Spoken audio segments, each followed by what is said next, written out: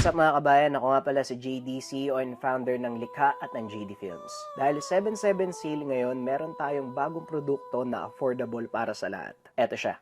Haplas, konsagradong langis 100 ml. Kung naaalala nyo dati ang presyo nito ay $950, ngayon bumaba na siya ng $199 na lang. Pareho pa rin ang bisa, konsagradong langis, kinonsagra, binasbasan ng Antengeros del Negros para mas magkaroon ng bisa kapag nilagay sa katawan.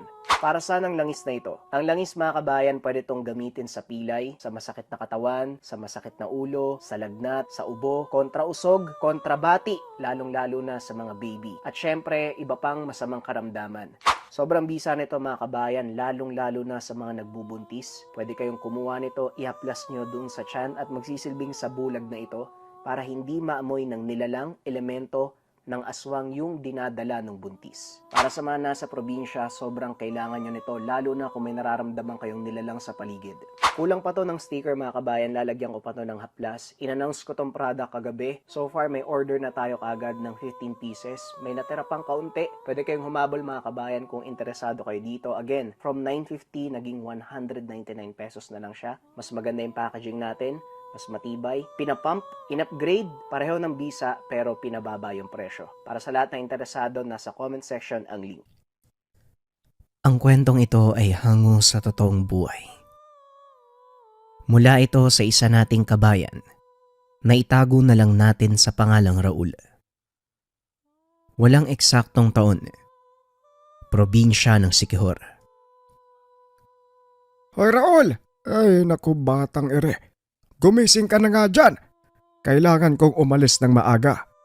Pakainin mo mga baboy at manok. Ilabas mo din ang kalabaw doon sa turel. Dalin mo sa pustuhan. Ay naku, kahit kailan talagang bata ka, oo. Tulog mantika eh. Hindi ka naman napupuyat. Ano bang ginagawa mo sa buhay mo? Ito ang kadalasang linyahan ng tatay ni Raul sa tuwing ginigising ang binata. Maagang umaalis ang matanda para magbenta ng kanilang mga produktong itlog. Nagmamay-ari ng napakaraming itik sila Mang Marcelo. Sila din ang may pinakamalaking pwesto ng itlog sa bayan. Simpleng buhay lang ang meron si Raul. Parehong magsasaka ang mga magulang. Bukod sa paghahayupan, malawak din ang kanilang lupang sakahan.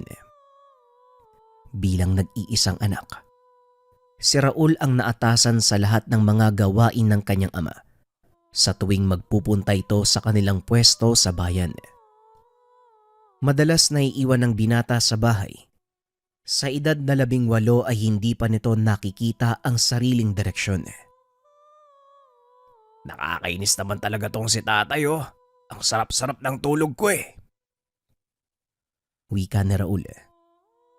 Hindi naman sinasadyang narinig ng kanyang ina ang sinabi. Kaya nagulat ang binata nang biglang lumipad ang timba at tumama sa kanyang likuran. Abate, ano ang balak mo? Matulog maghapon habang nagkakandakuba kami ng tatay mo sa kakatrabaho. Wika ni Aling Baling. Aray ko naman, Nay.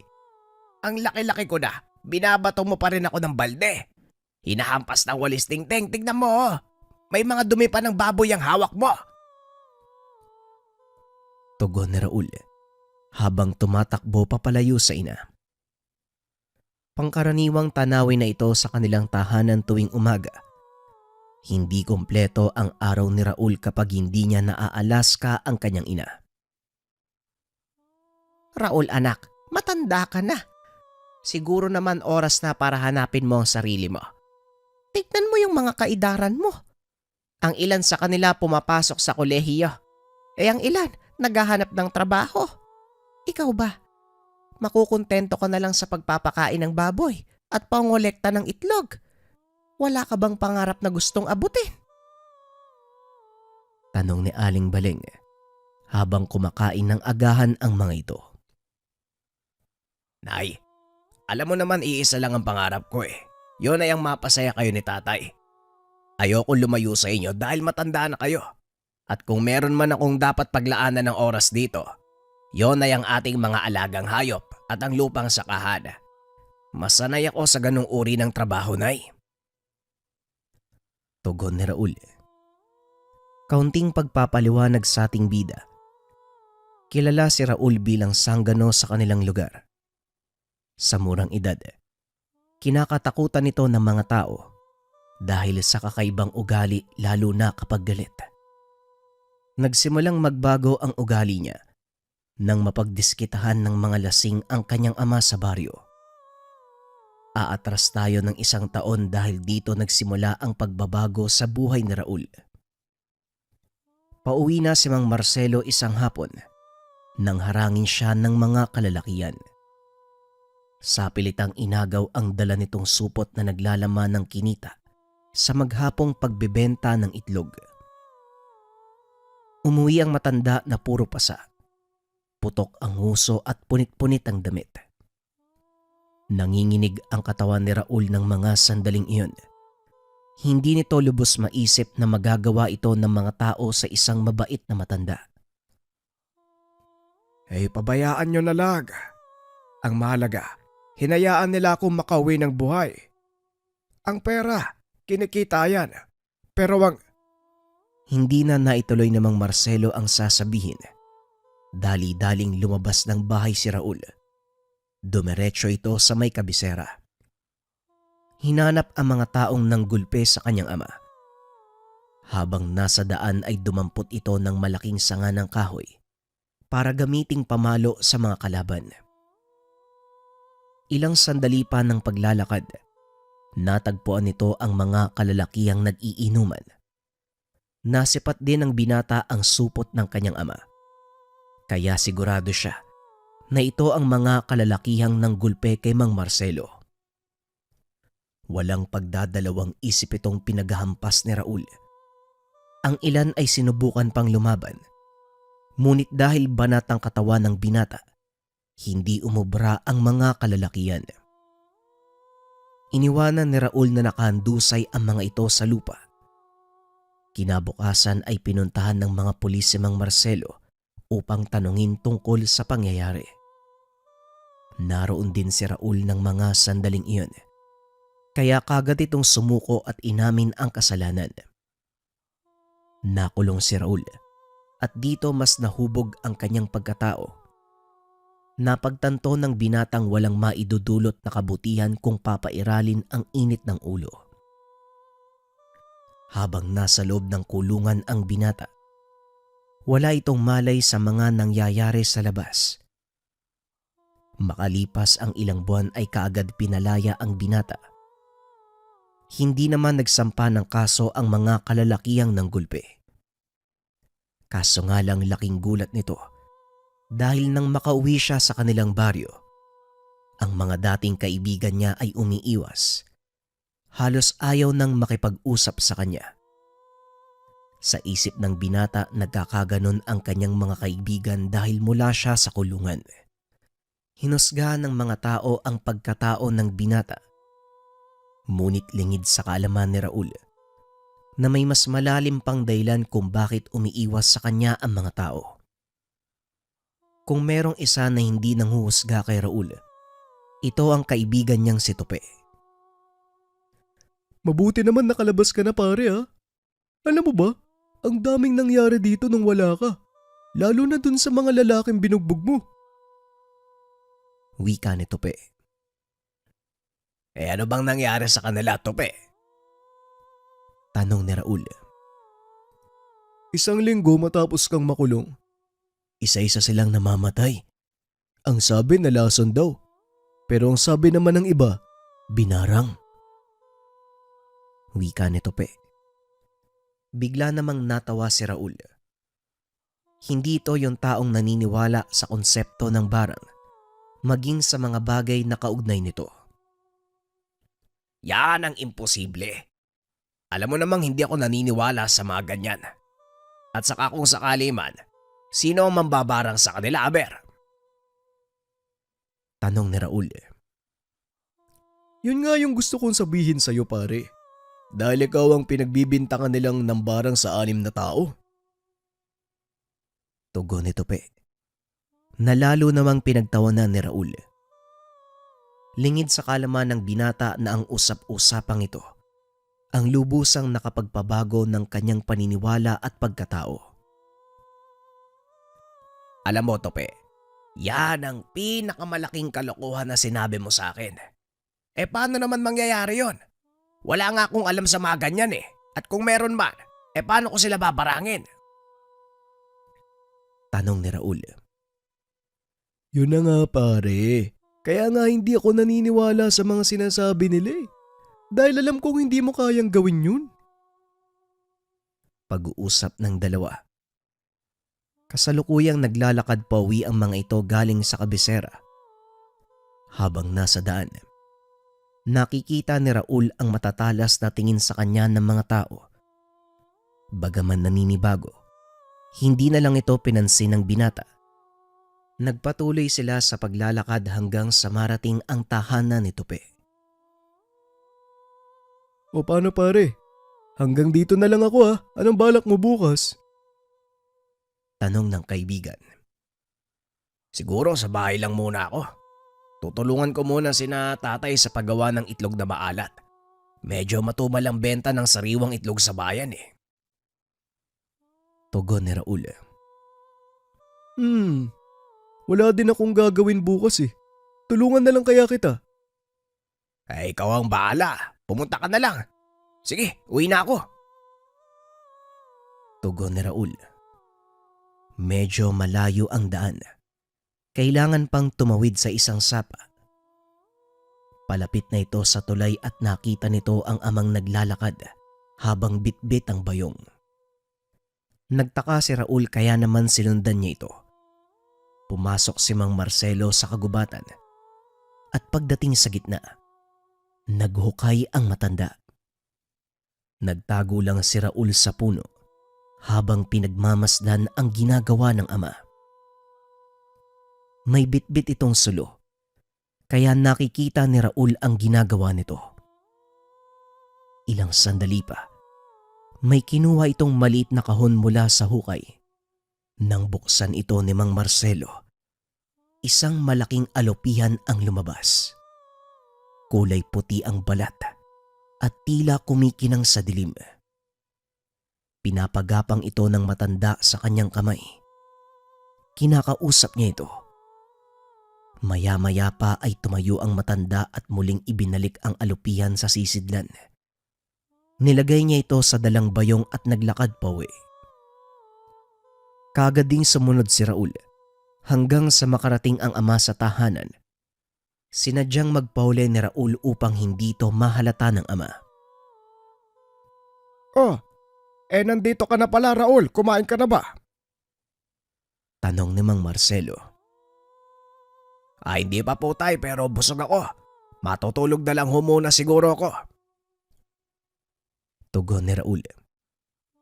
Kaagad na itong pumasok sa silid. Ngunit hindi mawala sa isip nito ang ginawa ng ama sa loob ng gubat. Dahil hindi makatulog, pinili nitong lumabas ng kwarto. Nanlaki ang mga mata ni Raul nang makita ang ama na nakaupo sa sahig habang napapaligiran ng maraming itim na kandila. Nasa harap nito ang kahon na hinukay sa agubatan. Naririnig nitong may kung anong ibinubulong at manakanakang umiihip sa kahon. Ilang sandali pa ay binuksan ito ng matanda. Pinagapang ang alupihan sa kanyang braso. Biglang napalingon si Mang Marcelo sa silid ni Raul. Mabuti na lang at may kurtinang nakaharang, kaya hindi siya napansin ni Mang Marcelo. Patuloy na ginawa ng matanda ang ritual. Hanggang sa matapos ito. Marahang isinara ni Raul ang pintuan para hindi malaman ng ama na pinapanood siya nito. Kinabukasan, maagang lumabas si Raul sa kanyang silid para gawin ang pang-araw-araw na gawain. Habang naglilinis ng kulungan ng baboy, tinawag ito ng ina. Hoy Raul, pagkatapos mong maglinis ng kulungan, tulungan mo ang tatay mo ha. Mamumulot ng itlog sa likod ng bahay. Wika ni Aling Baling. Hindi kagad nakasagot si Raul. Tuliro ito sa kakaisip sa ginagawa ng kanyang ama. Ay, hindi mo ba narinig yung sinabi ko? Muling wika ni Aling Baling. Po. Pasensya na po, Nay. May iniisip lang po ako. Tugon ni Raul. Nilapitan ito ng ina sa pag-aakalang masama ang pakiramdam nito. Maaari mo bang sabihin sa akin kung anong iniisip mo? Wika ni Aling Baling. Pumasok sa isip ni Raul na sabihin sa ina ang nakita. Tungkol kasi kay tatay. May nakita ako sa kanya kagabi. May dinadasalan siyang alupihan. Tugon ng binata. Huminga ng malalim si Aling Baling. Inayang maupo ang binata at saka nagkwento. May dapat kang malaman tungkol sa ating pamilya. At sana, lawakan mo ang pag-unawa mo. Ang tatay mo ay isang mambabarang. Nanlaki ang mga mata ni Raul nang marinig ang sinabi ng kanyang ina. Totoo po ba ang sinabi niyo, Nay? Bakit ngayon ko lang nalaman? Bakit hindi niyo sinabi noon pa? Tanong ni Raul. Pinili naming isikreto sa iyo dahil ayaw naming masangkot ka sa mga maaaring mangyari. Gusto naming magkaroon ka ng normal na buhay.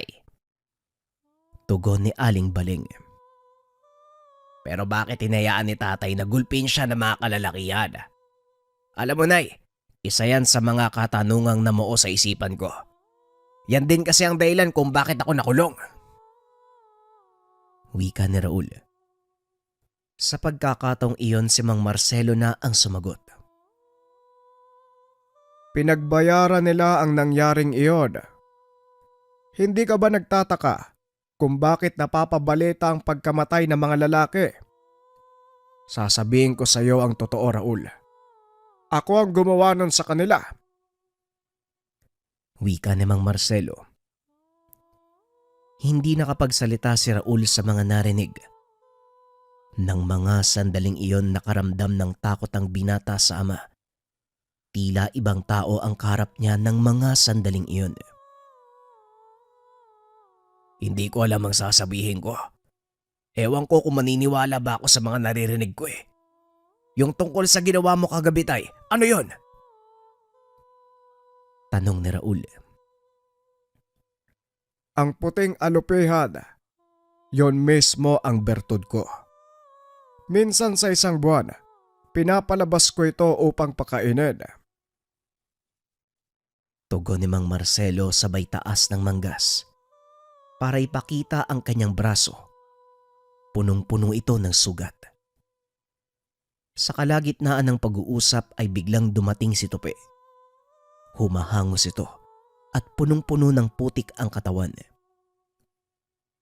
O Tupi, anong nangyari sa'yo? Bakit puro putik ka? Tanong ni Raul. Si tatay pinagtutulungan sa baryo . Napagbintang ang magnanakaw .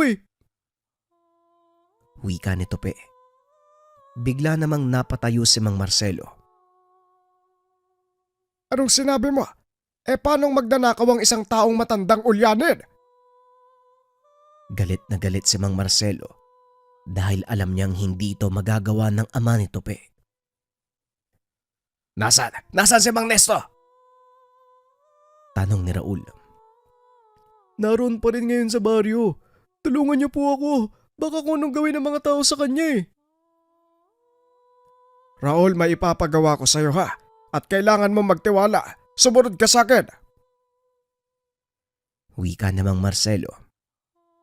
Nagdadalawang isip ang binatang sumunod sa matanda dahil hindi ito sigurado sa mga nangyayari. Gayunpaman ay sinunod niya ang ama. Nagtungo sila sa likod ng bahay at kinausap ng matanda ang anak. Gusto mong mapatunayan ng katotohanan? Ito na ang pagkakataon. Magtiwala ka sa akin dahil wala akong ibang hangad kung hindi ang may pagtanggol ang mga kagaya nating api. Mamaya ko na ipapaliwanag sa'yo. Sa ngayon kailangan mong puntahan si Manong Nesto. Hawakan mo kahit saang parte ang katawan niya. Wika ni Mang Marcelo. Sa hindi malamang dahilan, kusang sumunod ang katawan ni Raul. Inutusan nito ang ama na puntahan ang ama ni Tope. Tutulungan niya ito. Bagaman hindi nauunawaan ang totoong intensyon ng ama. Dali-daling umalis ang binata. Pagdating sa baryo, nakita nitong nakatali ang matanda habang nakaupo sa lupa. Pinaliligiran ng mga mapanghusgang kababaryo. Habang nagkakagulo ang mga taga-baryo, dahan-dahang naglakad si Raul papunta sa kinaroroonan ng mga tao. Nang mapansin siya ng mga ito, isa-isa silang nagtabihan habang nakatitig sa kanya. Nilapitan nito si Mang Nesto at tinawakan sa balikat. Sa hindi malamang dahilan, tila nakaramdam ng mahinang kuryente ang binata. Hindi niya ito gaanong binigyan ng pansin. Ngunit lingid sa kaalaman ni Raul, isa ito sa pamamaraan ng kanyang ama. Itinayo ng binata si Mang Nesto, tinanggal ang mga nakataling nakagapos. Ang sino mang gumalaw sa taong to, mananagot sa akin. Wika ng binata. Kagad inakay ang kawawang matanda. Wala namang nagawa ang mga taga-baryo kung hindi panoorin ang dalawang maglakad palayo. Salamat sa iyo, iyo. Hindi kita kilala pero pamilyar ka sa akin. Wika ng matanda. Kaibigan po ako ni Tope at naroon siya ngayon sa bahay. Sumama po muna kayo sa akin para magamot ang mga sugat ninyo. Mga walang awa talaga yung mga taong yon. Tugon ni Raul. Ilang sandali pa ay narating na nila ang tahanan nila Raul. Sinalubong naman ni Tope ang ama upang tulungan. Pinapasok nila ito sa tahanan. Ginamot ni Aling Baling ang mga sugat ng matanda. Ngayon Raul, sumunod ka sa akin at may gagawin tayo. Muling bumalik sa likod ng tahanan ang mag-ama. Doon ay inilabas ni Mang Marcelo ang kahong kinuha nila sa kagubatan. Binuksan niya ito sa harapan ni Raul. Ang inaasahan ng binata, gagapang palabas ang isang puting alupihan. Ngunit laking gulat nito dahil walang laman ng kahon, maliban sa maliit na puting bato. Teka tay, nasa po yung alupihan? Tanong ni Raul. Pagmasdan mong mabuti para makita mo kung nasaan ang alupihan. Tinignan ni Raul ng mabuti ang puting bato. Nanlaki ang mga mata dahil naaaninag nito ang mga paa ng alupihan. Napapansin ng binatang tila kumikilos ang bato. Hanggang sa tuluyan nitong inunat ang katawan. Isang puting alupihan ang lumabas sa kahon. Gumapang ito sa braso ng matanda at kinagat ang balat ni Mang Marcelo. Ito ang kapangyarihang taglay ng ating angkan Raul. Matagal na panahon na akong nananahimik. Hindi ko na maaatim pa na muling makakita ng mga taong inaapi ng kapwa. Ngayon, sisimulan na natin ang pagpaparusa sa kanila. Wika ni Mang Marcelo. Kaagad siyang pumasok sa tahanan. Sinabihan nito si Tope na dalhin ng matanda pauwi ng bahay upang makapagpahinga na. Kaagad namang sumunod ang binata. Nang makalis ang mga ito ay kumilos na si Mang Marcelo upang simulan ang ritual ng pamaham. Sigurado ka bang kaya mo patay? Napakadami ng mga taong paparusahan mo. Oo, nagawa mong pumatay ng iilan. Pero hindi lang 6 ang bilang ng mga taong nanakit kay Mang Nesto. Wika ni Raul. E di isa-isay natin sila. Huwag kang mag-alala Raul. Katawan lang ng mambabarang ang tumatanda. Hindi ang lakas at ang kaalamang taglay. Wika ni Mang Marcelo.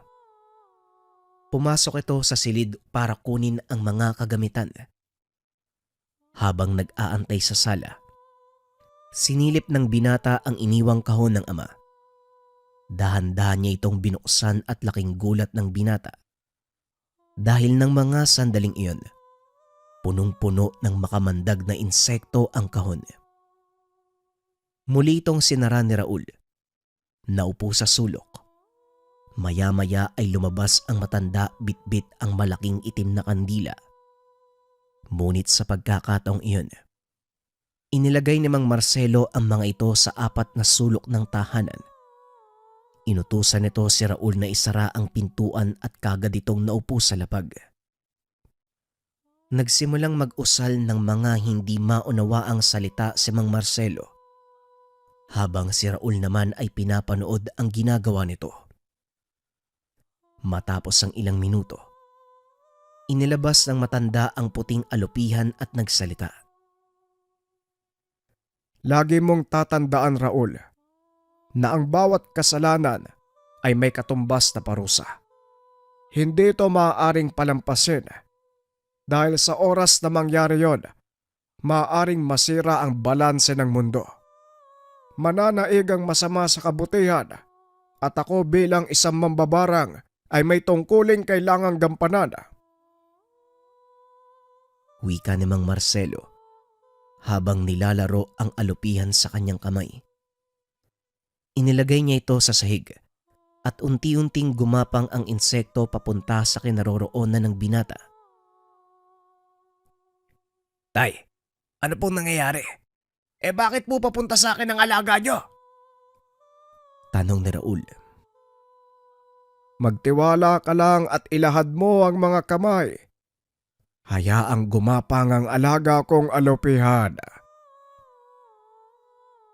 Tugon ni Mang Marcelo. Sumunod naman si Raul. Marahang gumapang ang puting alupihan papunta sa kamay ni Raul. Nagpaikot-ikot ito sa kanyang palad at muling bumalik sa kinaupuan ng matanda. Gumapang ang alupihan paakyat sa kamay ni Mang Marcelo. Kagad na pangiti ang matanda. Alam ko na kung nasaan ang nanakit kay Manong Nesto. Ngayon panoorin mo kung paano kong igawad ang kaparusahan sa kanila.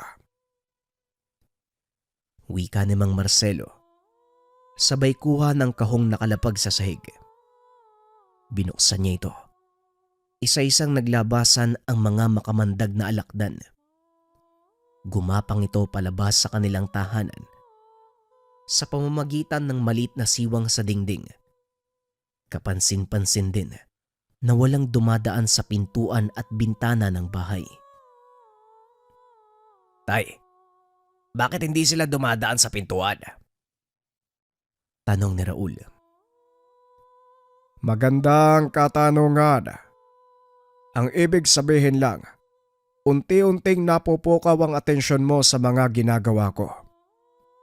Ang dahilan kung bakit hindi sila dumadaan sa pintuan at bintana, maaari silang matunto ng mga manggagamot kung sakaling humingi ng tulong ang kanilang mabibiktima. Pero huwag kang mag-alala dahil hindi ko nahahayaang makahingi pa sila ng tulong kahit kanino. Tugon ni Mang Marcelo. Nanatiling nakaupo ang matanda sa sahig.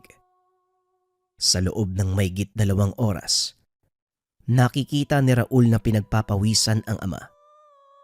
Nakapikit ang mga mata nito habang patuloy na nag-uusal ng mga dasal. Ilang minuto pa ang nakalipas ay huminto sa pag-uusal. Dahan-dahang idinilat ang mga mata at tumayo. Isa-isa nitong pinatay ang mga kandila sa sulok ng tahanan at muling naupo sa lapag. Ngayon mag-antay na lang tayo sa mga susunod na mangyayari. Ikaw na muna ang magtuloy ng aking trabaho. Magpapahinga lang ako sandali. Wika ng matanda. Natulog ito sa lapag ng bahay. Napakamot naman ng ulo si Raul dahil ilang segundo lang ang nakalipas. Wala nang ulirat ang ama. Hinayaan na lang ito ng binata at sinunod ang utos Pagsapit ng hapon ay nagising si Mang Marcelo. Nasa kalagitnaan ng paggawa ng itlog na maalat si Raul. O magaling ha. Nangangalahati na pala kayo. Mabuti naman kung ganon. Para maiimbak na yan sa kamay benta. Wika ni Mang Marcelo. Kumusta naman ang ginawa mo, Marcelo? Sa palagay mo ba, naibigay mo ang karapat-dapat na parusa? Tanong ni Aling Baling. Huwag kang mag-alala, Baling. Alam kong tama lang para sa kanila ang parusang yon. Wika ni Mang Marcelo. Hindi naman maiwasan ni Raul ang magtanong. Ano po bang parusa ang binigay nyo sa mga taga-baryo? Tanong ng binata. Simple lang anak. Mapaparalisa ang kalahati ng kanilang katawan. Pwedeng mawala sa katinuan. O hindi kaya naman mamatay. Tugon ng matanda. Hindi sumagot si Raul. Sa isip nito aantay na lang niya ang magiging resulta kung sakaling gumana nga ang orasyon ng matanda. Pagkakataon na din ito para sa kanya na mapatunayan kung totoo ang kaalaman ng barang. Ilang araw ang nakalipas. Wala pa ring naririnig na usap-usapan mula sa baryo si Raul. Kaya nagpa siya itong pumasyal sa baryo kasama si Tope. Habang naglalakad ang dalawa, napag-usapan ng mga ito ang ginawa ng mga tao kay Mang Nesto. Ayon kay Tope, naglalakad ang matanda sa daan 10 oras ng gabi dahil hindi nito maalala kung saan ang daan pauwi ng tahanan. Sa kasamaang palad, maling tahanan ang napasok nito sa pag-aakalang iyon ang bahay nila. Naku naman bakit mo kasi inayaan yung tatay mong lumabas? Alam mo namang ulyanin yun Wika na Raul. Hindi naman sa ganun pare. Mahilig lang talagang pumuslit yun. Ewan ko ba kung bakit hindi siya maperme sa bahay. Gaya ng tatay mo Ganun din naman, di ba?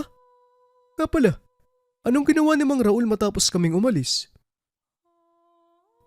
Tanong ni Tope. Pinili ni Raul na isikreto ang ginawa ng ama para mapangalagaan ang lihim nito. Wala naman. Nagpasama lang siya sa baryo para kausapin ng kapitan. Kaso wala ding nangyari. Pero bukod dun wala na. Tugon ng binata. Ilang sandali pa napansin nilang nasa kalagitnaan na sila ng baryo. Wala ni isa sa mga taga roon ang lumalabas sa kanilang tahanan. Aba, nakakapagtaka naman. 5:00 na ng hapon Nasaan kaya yung mga tao dito? May palabas pa ngayon sa bayan? Tanong ni Tope. Oo nga nakakapagtaka. Walang taong naiwan ni isa. Tugon ni Raul. At dahil sa sobrang pagtataka, kinatok ng mga ito ang tahanang malapit sa kanila. Nanlaki ang mga mata ni Raul dahil lahat ng nakatira doon ay nakahandusay sa sahig. Bahay to ni Mang Burnok Siya ang isa sa mga gumulpi kay tatay. Ano kayang nangyari sa kanila? Akmang lalapitan sana ni Tope ang mga ito nang bigla siyang pigilan ni Raul. Sandali lang, wag mo silang hawakan. Baka mamaya dumating yung mga pulis makita yung bakas mo, makulong ka pa. Wika ni Raul. Kaagad namang umatras si Tope. Pinili ng dalawa na umuwi na ng tahanan. Sa palagay ko, nangyari na naman uli yung naganap dun sa mga gumulpi sa tatay mo. Pero sino kaya yung may gawa nun? Wika ni Tope. Hindi na sumagot pa si Raul. Dahil sa kaloob-looban nito, alam niya kung sino ang may kagagawan. Ang mabuti pa, bilisan na natin. Mamaya may makakita pa sa atin dito. Wika ni Raul. Dumaan ang mga ito paikot sa kabilang dako dahil dadaan pa sila sa isang maliit na pamayanan bago makarating sa mismong tahanan nila Mang Marcelo. Pagdating sa bahay, laking gulat ni Raul dahil nakaiga sa mahabang bangko ang ama. Wala itong malay. Dali-daling inusisa ng binata ang ina. Nay, ano pong nangyari kay tatay? Bakit wala siyang malay? Tanong ni Raul. Nahuli ng isang manggagamot ang tatay mo. Sa kasamaang palad, natalo siya. Delikado ang lagay niya kung hindi magagawa ng paraan. Wika ni Aling Baling. Napaisip si Raul kung ano ang magagawa. Ngunit walang sumasagi sa kanyang isipan. Nahuli ng manggagamot? Bakit po? Ano po bang ginawa ni Mang Marcelo? Napalingon si Raul sa kaibigan. Nakalimutan nitong naroon si Tupe. Kaya wala na siyang pagpipilian kung hindi sabihin sa kanya ang katotohanan. Si tatay ang may gawa ng mga nakita natin sa baryo. Siya din ang pumatay sa 6 na lalaking gumulpi sa kanya. Mambabarang si Tatay Tupe. Wika ni Raul. Imbis na matakot ay napangiti pa si Tupe. Sinasabi ko na nga ba eh. May kung anong iba kay Mang Marcelo eh. Alam mo pare, may paraan para makatulong ka. Pero hindi ako sigurado kung gagana. Wika ni Tupe. Kahit ano gagawin ko, mailigtas lang si tatay. Kahit walang kasiguraduhan. Pero pare, sabi ko hindi ako sigurado kung gagana. Wala nga akong pake. Sabihin mo sa akin kung anong kailangan gawin. Biglang nagulat si Aling Baling dahil sumigaw ang binata. Oo na, sasabihin ko na. Nandito ba yung bertud ni Mang Marcelo? Kung wala, alam mo ba kung saan nakatago? Tanong ni Tupe. Hindi ako sigurado kung nandito eh. Pero alam ko kung saan niya ibinaon. Tugon ni Raul. Hinanap nito sa buong bahay ang maliit na kahon. Sa kasamaang palad ay wala ito sa lugar. Pinili ni Raul na pumunta sa gubat kung saan nito nakita ang amang nagukay. Anong gagawin natin dito, Raul? Alam mo ba yung kwento sa gubat na to? Tanong ni Tupe. Wala na akong pake. Kung dati tong tapunan ng mga pinapatay na kababaihan, may kailangan akong kunin. At yon ang pinakamahalagang bagay para sa akin. Tugon ni Raul. Ang galing mong manghula pare ah. Paano mong nalaman? Napailing na lang si Raul sa sinabi ng kaibigan. Nagpatuloy sa paglalakad ang dalawa. Hanggang sa marating ng mga ito ang bahagi ng gubat kung saan nakita ang ama. Mabilis nitong nakita ang palatandaan, kaya hindi na nagsayang pa ng oras ang binata. Dali-dali nitong hinukay ang lugar hanggang sa makita ang maliit na kahon na pagmamay-ari ng ama. Nagulat din ito dahil hindi lang iisa ang naroon. Naghukay pa si Raul. Nailabas mula sa butas ang 10 maliit na kahon. Binalot ito ni Raul sa kanyang damit. Dinala pa uwi sa tahanan. Isa-isa itong binuksan. Tumambad ang iba't ibang uri ng bertud na mula sa mga kulisap. Ang dami palang tinatagong agimat ni Mang Marcelo. O ngayon Raul, piliin mo sa mga yan ang pinakahuling ginamit ng tatay mo. Wika ni Tope. Hinanap nito ang kahon na naglalaman ng puting alupian. Hindi naman ito nabigo. Nakita nito ang maliit na kahon na naglalaman ng puting bato. Eto pare, sigurado kong ito yung ginamit ni tatay. Tugon ni Raul. Hindi alam ng binata kung paano ito gigisingin o papaganahin. O paano yan pare? Hindi ko rin alam kung paano papaganahin yan eh. Wika ni Tope. Sandali lang. May narinig akong dasal kay tatay eh. Paulit-ulit niyang binabanggit para magising yung puting alupian. Sinubukan ito ng binata, ngunit hindi gumana. Hindi lang kasi basta-basta babanggitin yung mga dasal pare. Kailangan may pinanggagalingan yung pag-uusal mo. Kailangan may paggagamitan ka. Wika ng kaibigan. Sa pagkakataong iyon ay pinikit ni Raul ang kanyang mata. Huminga ng malalim. Inisip ang pang-aapi ng mga tao sa kanyang ama, maging kay Mang Nesto. Dito na unti-unting namuo ang galit sa puso ng binata. Nagsimulang magbago ng kulay ang bato. Naging kulay pula. Pare, normal bang magbago yung kulay ng bato? Tingnan mo oh. Wika ni Tope. Nang tignan ni Raul ang bertud, purong kulay pula ang kulay nito. Tama naman ang sinabi ni Tope. Ngunit wag mong papairalin ng galit sa puso mo. Mag-isip ka pa ng ibang dahilan. Wika ni Aling Baling. Hinayaan lang nitong subukan ng binata ang aral ng kanyang ama. Dahil noon pa man, ninais din ni Mang Marcelo na ituro kay Raul ang lahat. Gaya po ng ano, Nay? Tanong ni Raul. Isipin mo ang mga masasayang ginawa nyo ng tatay mo simula bata ka. Sapat na ang kasiyahang yon para maging dahilan ng pagtulong mo sa iyong ama. Tugon ni Aling Baling. Muli namang ipinikit ni Raul ang mga mata. Sinunod ang sinabi ng kanyang ina. Ilang minuto pa ay nagbago ang kulay ng bato.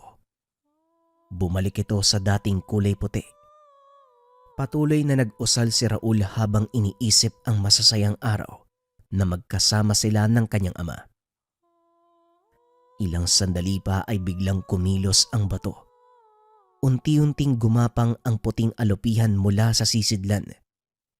Hinayaan lang ito ng binata hanggang sa makarating ito sa kanyang braso. Napasigaw si Raul nang bigla siyang kagatin ng alupihan at tila natulala nang makita ang mga pangitaing pumapasok sa kanyang isipan.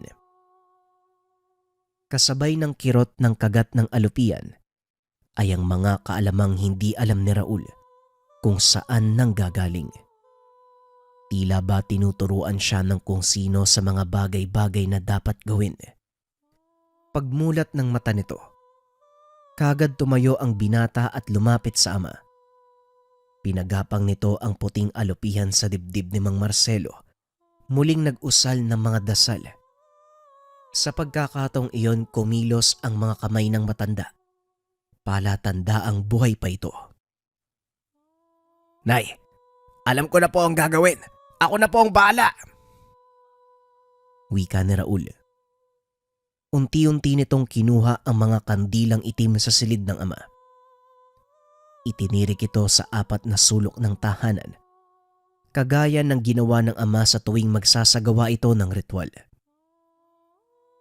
Matapos sindihan ng mga kandila, kumuha ito ng isang baso ng tubig at inilagay sa sahig. Naupo ito at muling pumikit. Ngunit bago pa man magsimula sa ritual, kinausap ito ng kanyang ina. Alam ko kung ano ang gagawin mo. Yan ang ritual na ginagawa ng iyong ama sa tuwing makikipaglaban siya sa isang manggagamot o kapwa mambabarang.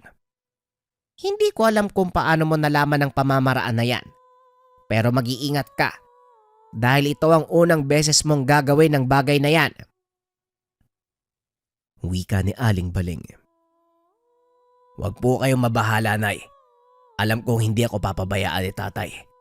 At may mga naisip akong paraan para talunin ang kung sino mang manggagamot na humuli sa kanya. Tugon ni Raul. Kagad nang tumabi si Aling Baling para hayaan si Raul na simulan ang pakikipagtuos sa manggagamot. Ngunit mali ito ng inakala. dahil hindi isang manggagamot ang nakahuli sa kanyang ama, kung hindi kapwa mambabarang. Napagpasya ng binatang ihinto ang pakikipagkumbate espiritual dahil may iba itong paraan na naisip. Samahan mo ako, Tope. Puntaan natin si Mang Elpidio. Wika ni Raul. Si Mang Elpidio mula sa kabilang bayan. Naku Raul, hindi mo alam ang ginagawa mo. Malakas na mambabarang yung taong yun. Kilala din siya bilang magaling na manggagamot. Wika ni Tope. Alam ko, Tope. Pero lahat ng malalakas ay may kainaan. Yon ang nalaman ko habang hinahanap ko siya. Pag-uusap ng dalawa. Kagad nagpaalam ang mga ito kay Aling Baling at hindi na nagawa pang pigilan ng matanda ang dalawa. Mabilis na tinakbo ng dalawa ang daan papunta sa kabilang bayan. Mabuti na lang, may mga alam na daan si Tope.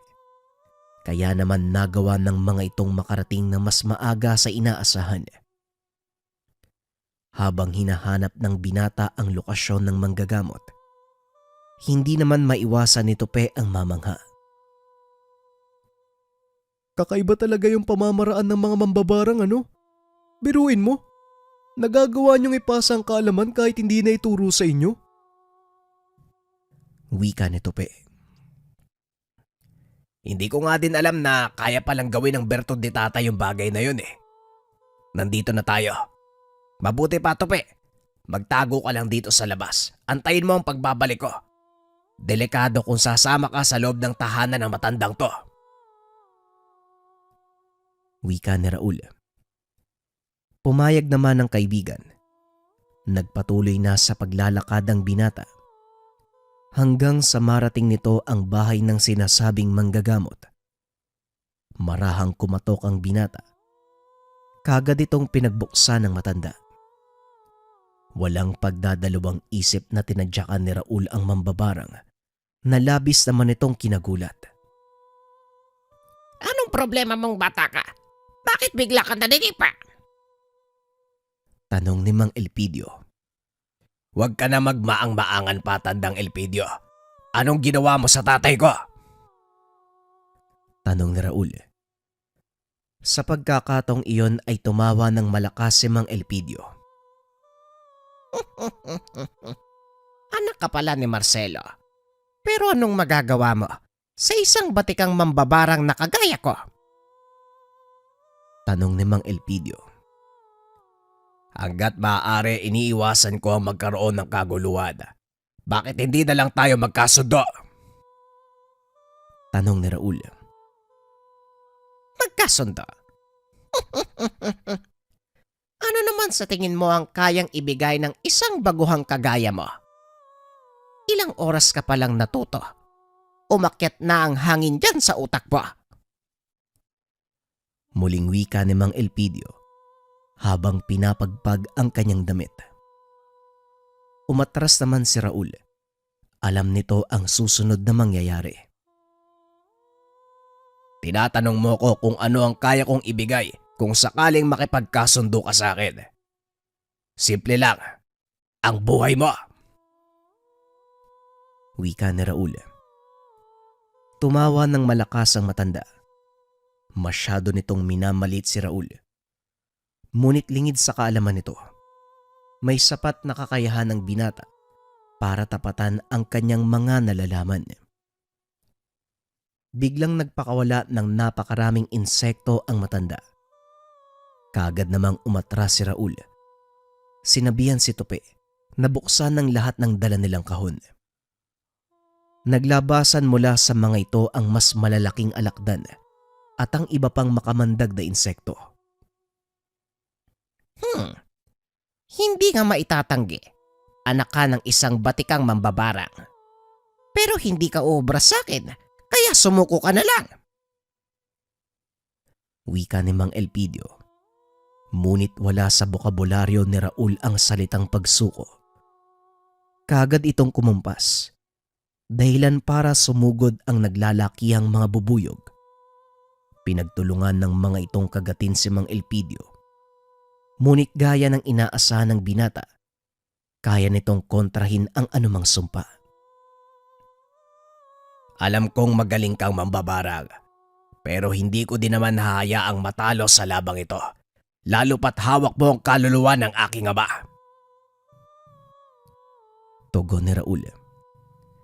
Bigla itong tumakbo papalapit kay Mang Elpidio. Isang malakas sa suntok ang ibinigay niya, dahilan para tumilapon ang matanda palabas ng bahay. Malakas ka lang dahil nandito ka sa loob ng pamamahay mo. Ngunit ako, lumayo man sa aking tahanan, taglay ko ang bertud ng aking ama. Wika ni Raul. Sabay pakita ng puting alupian na nakapalupot sa kanyang braso. Nanlaki ang mga mata ni Elpidio sa mga nakikita. Hindi nito akalaing may ganong bertud ang binata. Bihira lang ang mambabarang na nagtataglay ng bertud mula sa puting alupian. Kaya naman pala kahit baguhan ka, nagagawa mong makipagsabayan sa akin. Wika ni Elpidio. Napangiti na lang si Raul sa sinabi nito. Makipagsabayan. Oo, magaling ka. Aminado ko doon. At yon ay dahil sa taglay mong karanasan sa ganitong larangan. Hindi ka ba nagtataka kung bakit personal kitang pinuntahan? Wika ni Raul. Napaisip si Elpidio sa mga nangyayari. Oo nga naman. Bakit ka personal na pumunta? Tanong ni Mang Elpidio. Yon ay dahil gusto kitang gulpin pagkatapos kong makuha ang kaluluwa ng tatay ko. Tugon ni Raul. Natandaan nito ang sinabi ng kanyang ama. Katawan lang ng mambabarang ang humihina at tumatanda, ngunit hindi ang kaluluwa. Sa palagay mo, matatalo mo? Hindi na ituloy na Elpidio ang sasabihin dahil sinuntok siya ni Raul. Ngayon siguro alam mo na kung ano ang ibig kong sabihin. Hindi kita kayang talunin sa espiritual na labanan, pero pagdating sa pisikal, walang kahirap-hirap para sa akin na gulping ka. Wika ni Raul. Napatras ang matanda dahil kahit anong gawin na pagbato ng tigalpo, tumatalbog lamang ito. Walang alamang binata sa dasal pang atake, ngunit malakas ang depensa nito laban sa ataking espiritual. Kung papatayin mo ako, hindi ko ibibigay ang kaluluwa ng ama mo. Wika ni Mang Elpidio. At sinong nagsabi na hihingiin ko sa iyo ang bagay na yon? Tugon ng binata. Muling sinuntok ang matanda. Hindi nito alintana ang sitwasyon. Ang mahalaga kay Raul ng mga sandaling iyon, matalo si Elpidio at tuluyang maibalik ang kaluluwa ng ama sa katawan nito. Paulit-ulit na sinuntok ng binata ang matanda. Walang nagawa ang kaalaman nito sa barang dahil hindi nito kayang pagsabayin ang pag-uusal ng dasal at pagdepensa sa mga suntok ni Raul. Sige na, panalo ka na. Sumusuko na ako. Wika ni Mang Elpidio. Hindi makapaniwala si Tope ng mga oras na yun. Nagawang paluhurin ng kaibigan ang isang batikang mambabarang. Kung ganon, ibalik mo sa katawan ng tatay ko ang kanyang kaluluwa ngayon din. Tugon ni Raul. Kagad itong ginawa ni Mang Elpidio habang hawak-hawak ni Raul ang kwelyo ng kanyang damit. Tapos na. Nagawa ko nang ibalik ang kanyang kaluluwa. Ngayon pakawalan mo na ako. Wika ni Mang Elpidio. Natawa si Raul sa sinabi nito. Pakawalan? Sinong may sabi sa iyong gagawin ko yon? Alam kong sa oras na pakawalan kita, babalikan at babalikan mo ko. at ang mga kaanak na malapit sa akin. Kaya pasensya na Mang Elpidio. Kukunin ko ang kaalaman mo sa paggamit ng barang. Hindi to nararapat sa'yo. Pero huwag kang mag-alala. Iiwan ko ang kakayahan mo sa panggagamot at naway gamitin mo ang nalalabi mong buhay sa paggawa ng kabutihan. Wika ni Raul. Pinagapang nito ang puting alopihan sa braso ng matanda. Kinagat nito si Mang Elpidio sa leeg. Dahan-dahang bumagsak ang katawan ng matanda hanggang sa tuluyan na itong mawala ng malay. Muli namang bumalik ang alopihan sa katawan ni Raul. Hinigop ng puting alopihan ng kakayahan ni Mang Elpidio na gumamit ng barang. Ngunit hinayaang maiwan ang kaalaman sa panggagamot. Tapos na tayo dito, Tope. Bilisan mo. Punta na natin si tatay. Wika ni Raul sabay takbo pabalik sa kanilang tahanan. Humahangos itong dumating. Laking tuwa ng binata nang makitang umiinom ng tubig ang ama. Mahusay ang ginawa mo, Raul. Hindi ko akalaing magagawa mo ng maayos ang pagligtas sa akin. Wika ni Mang Marcelo. Wala po yun, tay. Alam ko po kasi na kailangan kong gumawa ng paraan para mailigtas kayo. Kapala, eto na po yung alaga nyo. Hiniram ko lang sandali. Wika ni Raul. Aba, tignan mo nga naman. Ay parang lumaki ng kaunti ang alaga ko ah. Wika ni Mang Marcelo habang pinapagapang sa kamay ang puting alopihan. Nagulat si Raul nang bigla itong ibalik sa kanya ng ama. Tapos na ang oras ko, Raul. Matanda na ako. Siguro panahon na para harapin ang totoong kapalaran mo. Wika ni Mang Marcelo. Ano po ang sinasabi nyo, tay? Yan na naman kayo eh. Nagsasalita na naman kayo ng kung ano-ano. Alam nyo namang mangmang ako pagdating sa kaalamang taglay nyo eh. Tugon ni Raul. Wala namang matalinong tao pagdating sa mga bago. Lahat tayo nagsimulang walang laman ng isipan. Nasa atin na kung paano tayo makakaangkop sa mga mangyayari at matututo sa bawat aral na napupulot sa daan. Wika ni Mang Marcelo. Wala nang nagawa si Raul kung hindi tanggapin ng pamana ng kanyang ama. Ganun pa man, pinili pa din ng binatang mamuhay kasama ang mga magulang. Tinutukan nito ng pansin ang kanilang munting negosyo. Tungkol naman sa mga tao sa baryo. Kagad itong ginamot ni Mang Marcelo. Ayon sa matanda, pansamantala niyang tinanggal ang kaluluwa ng mga taong iyon upang ipakita sa kanila ang impyerno bilang kaparusahan sa mga ginawa nila sa tatay ni Tope at sa kanya. Sa paglipas ng mga buwan, naging masaya si Raul sa piling ng kanyang mga magulang. Ngunit gaya ng lahat ng nilalang sa mundo, dumadating ang dapit hapon ng mag-asawang Marcelo at Baling. Bagaman naiwang mag-isa ang binata, panatag ang mga ito na kaya ni Raul ang mga magiging hamon ng buhay. Sa kasalukuyan, patuloy pa din ang produksyon nila ng itlog ng itik. Ibinenta na din ni Raul ang kanilang sakahan upang maituon ang isip sa pag-aalaga ng mga hayop. Patuloy pa rin ginagamit ng binata ang kanyang bertud na minana sa ama. Ni minsan, hindi nawaglit sa isipan nito ang mga pangaral ng magulang. Nawa ay nagustuhan ninyo ang kwento at nakapulutan ng aral na ang pang-aapi sa kapwa ay may kaukulang kapalit. Walang maidudulot na babuti ang pagkikimkim ng galit at paghiganti. Ito ang kasaysayan ni Raul at ng kanyang tangan na bertud ng alupihan.